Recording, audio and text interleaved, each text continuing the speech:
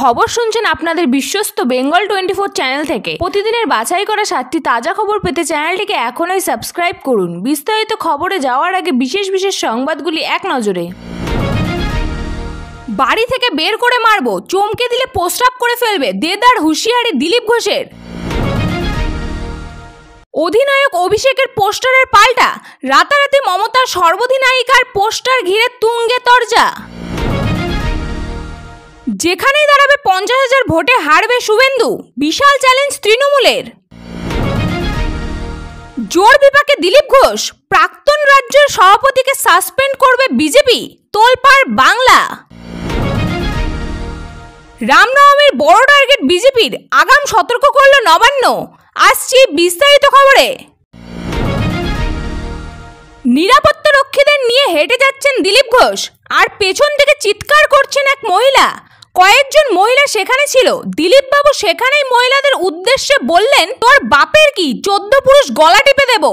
এই নিয়ে শুরু হয় বিতর্ক। দল কি এবার দিলীপকে সাসপেন্ড করবে, এই প্রশ্ন উঠছিল।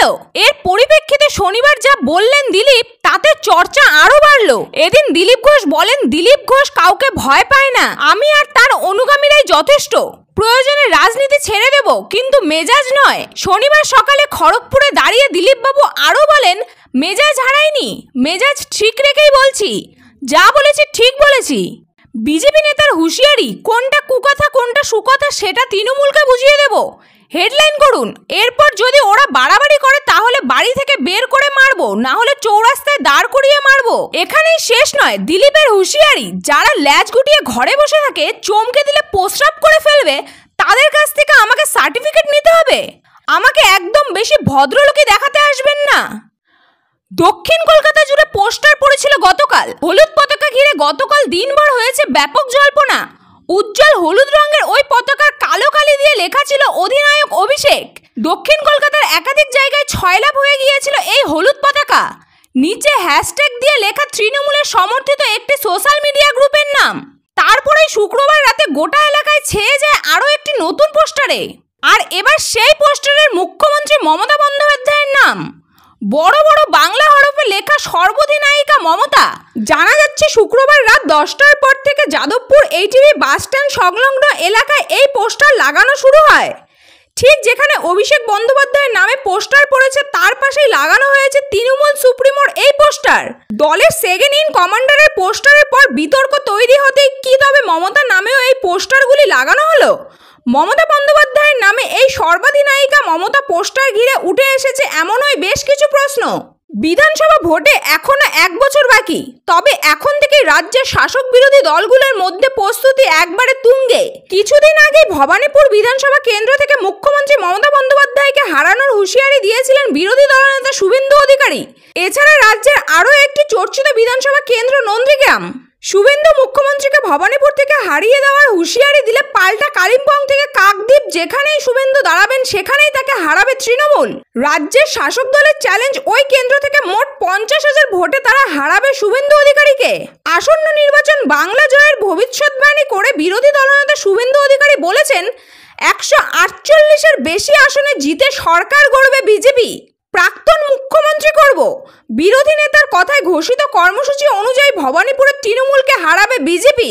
অন্যদিকে পাল্টা প্রতিক্রিয়া তৃণমূল কংগ্রেস রাজসহ সভাপতি জয়প্রকাশ মজুমদার বলেছেন, কালিম্পং থেকে কাকদ্বীপ, যেখান থেকে দাঁড়াবে 50,000 ভোটে হারাবো।